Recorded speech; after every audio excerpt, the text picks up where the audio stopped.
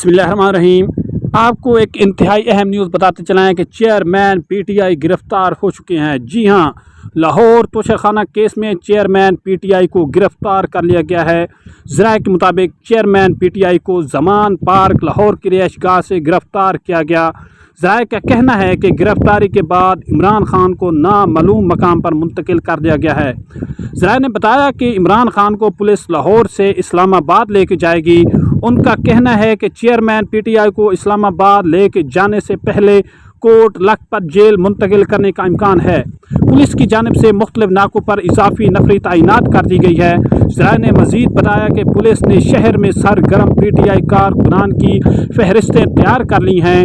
मुमकिना एहतजाज की सूरत में कारकुनान के खिलाफ क्रैक डाउन किए जाने का इम्कान है।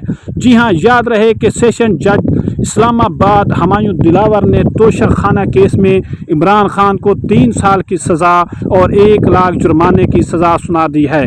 जज हमायूं दिलावर ने कहा कि इमरान खान पर तोशाखाना केस साबित होता है, लिहाजा उन्हें सज़ा सुनाई जाती है और उनके वारंट गिरफ्तारी भी जारी किए जाते हैं। ये सबसे अहम न्यूज़ सबसे पहले हम आप तक पहुंचा रहे हैं। याद रहे कि इमरान खान तोशाखाना केस में मुजरिम करार दे दिए गए हैं, जिनको 3 साल कैद की सज़ा और 1 लाख जुर्माना भी ऐड कर दिया गया है और 5 साल के लिए उनको नाअहल भी कर दिया गया है।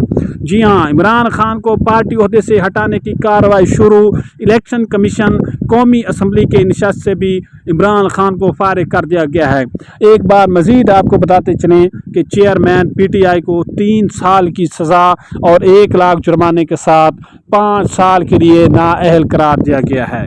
तो ये थी आज की अहम न्यूज़। शुक्रिया।